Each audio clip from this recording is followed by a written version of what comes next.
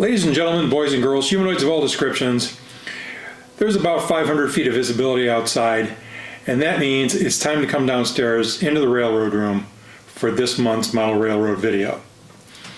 Today, we're going to take a closer look at the terminal yard here on my HO scale model railroad, Lakeport Yard. I'm going to talk about the construction techniques I used. I'm going to talk about a couple of products that I used that I'm frankly not happy with, that I'll never use again, and a couple of mistakes that I made along the way where I'm going to have to pull some track out and change things around. So let's get started. So this is the support system for the yard area here on my model railroad. This yard is supported by 2x2s attached with screws and in some places also with glue to 3/4 inch plywood, and in places that 3/4 inch plywood is attached to a stud wall that I constructed here in the basement. Because I'm in the Northeast, as we pan down here, one of the things that you can see is an insulated blanket attached to the foundation wall. That's required here where I live, and so the stud wall simply rests on the floor and is self-supporting. It goes all the way around the room and it's plenty stiff.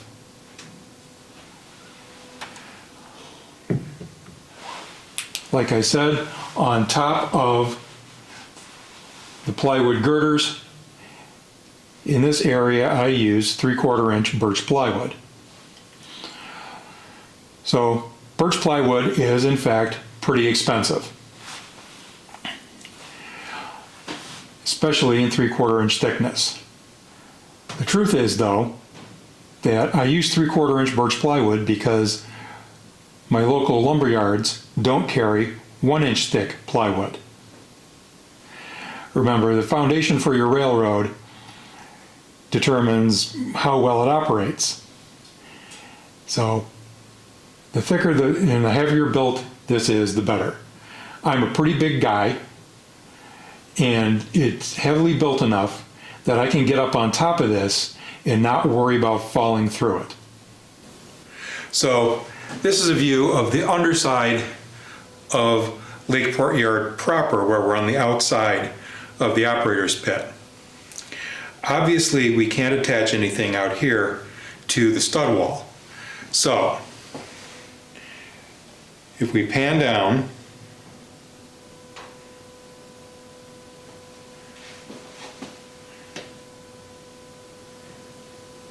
and zoom in,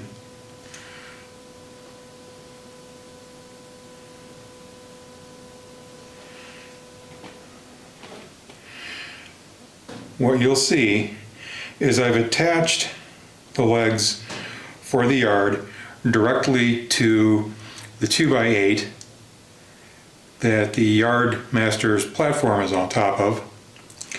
And if I pan up a little bit, you'll also see the yard master's step, because quite frankly, even standing on the platform, the yard is still on the high side. Each one of these legs is 4 feet tall, and as I said in the last section, the basement floor isn't exactly flat. When I was building the house, I told the builder, hey, look, I'm a model railroader. I showed them copies of Model Railroader magazine and Great Model Railroads and said, look, this is the kind of thing I intend to do in the basement, and I need the floor to be truly flat. They said, oh, no problem, we can do that. Well, not exactly. So this allows me to have the yard be truly level in both directions, and if the floor starts to shift for some reason because of water, then I can make adjustments higher up. let's take a look at that. So, on top of the two 4-foot high 2x2s, I have two more 2x2s sandwiched together either by 2x2s or leftover pieces of 3/4 inch plywood from my last railroad. And if we begin to pan and zoom, sighting down the edge of the yard, you'll see that even though the basement floor isn't truly flat, I've been able to keep a really straight edge and keep the yard itself very level. So this is the yard area, or the yard throat area. And what we're looking at here is a Woodland Scenics product, both underneath the two main lines and underneath the yard itself. I've had very good luck over the years with Woodland Scenics products. Whether it's ballast or vegetation,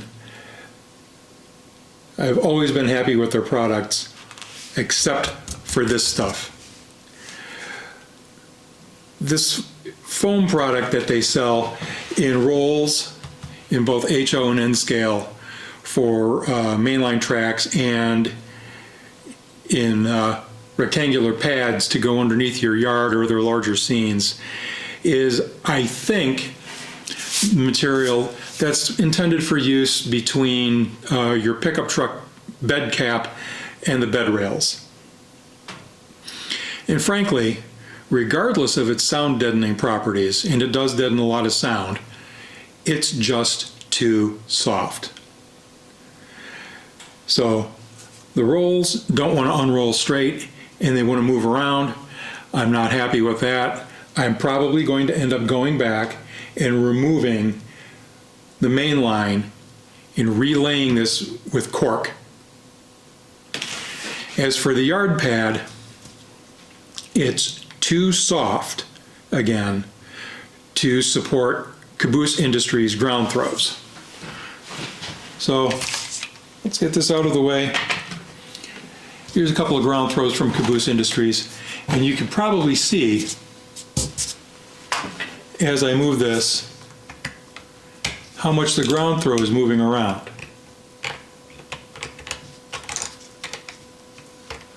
This is, it's so unfortunate. I'm going to have to go back through all of this. I'm going to have to cut out the area immediately around every ground throw. And I'm going to have to replace that with probably a 1 inch by 1 inch masonite square, so that the ground throw will be stable enough to reliably throw the turnout points. So the product was recommended to me by a friend who is a large-scale railroader. He never actually used it himself. He thought it would save me a lot of time because you don't have to split a roll of cork in half. But it's just not been worth it. And so again, I won't use this stuff again. Let's turn the camera to the right and take a look at a bit of an oops that I've made and the S-curves that I'm going to have to eliminate by pulling track up and shifting it. So this area here, the yard throats coming from the west in Lakeport Yard, have turned out to be a big problem for me. I'd like to be able to make the excuse that I laid this out while I was in a haze of pain meds after my back injury. However, the truth is that the pain meds I was on was simply Motrin, and I just screwed this up. That's all there is to it. I blew it. So from here and here, I'm going to have to remove these turnouts, and I'm going to have to remove the number 10s from the main line and switch them around. because this area here and this area here represent a series of tight S-curves. And long wheelbase freight cars, such as 89-foot auto racks and flat cars, simply can't negotiate this area. Moving these 1, 2, 3, 4 turnouts here about 1.5 feet this way will eliminate the S-curve. We have a double crossover with Shinohara number 10s here, and I'll just switch them end to end. And we have a series of crossovers here, a double crossover with number 8s, also Shinohara track. And then the rest of the turnouts are number 6s. But again, I've created S-curves, and I'm going to have to get in here with an X-Acto knife or a rotary tool and cut these out and swap them around. Now that I'm retired, I'll have time to do that. Let's take a look at the rest of the yard. So this is the east end of Lakeport Yard. Again, you can see the double track mainline. On the left of the screen, next to the double track mainline, you can see the 3 arrival departure tracks. And you can see the yard ladder for the 6 classification tracks. I'm pretty happy with the way the east end of the yard works, because it actually works. It doesn't cause derailments. The only problem is still the fact that I used the Woodland Scenics product, the yard pad, which is simply too soft. And again, the solution is I'm going to have to go back with a razor, cut the yard pad out from underneath the Caboose Industries ground throws, and replace that with probably 1 by 1 inch square pieces of masonite. And as we zoom in here, pan over to the right, you can see the back end of the service facility. Again, like I said last time, 4 active tracks inside the locomotive service part of the facility. If we pan over a little farther to the right,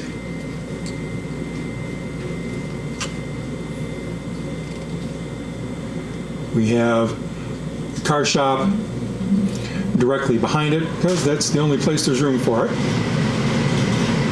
And if we come back over this way, you can see the storage track. Initially, this may be caboose storage. I know modern railroads tend to not use cabooses, but it's my railroad. It's very wet here, so the basement floor tends to move a bit.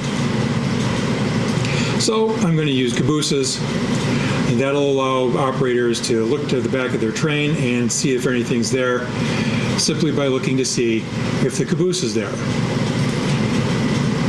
Once I get some more ditching done, maybe things will dry out a bit more, and that will allow me to use that track as a hostler's track for serviced locomotives. Either way, I'm still going to use cabooses. I like the way they look, and again, if you're operating on a model railroad, all you got to do is look at the back of your train and see that the caboose is there. So that's it for this month's model railroad video. Next month, come back and take a look at an incomplete area and the project that I've got going on over there. And it's gonna be a big one. So we'll see you next month.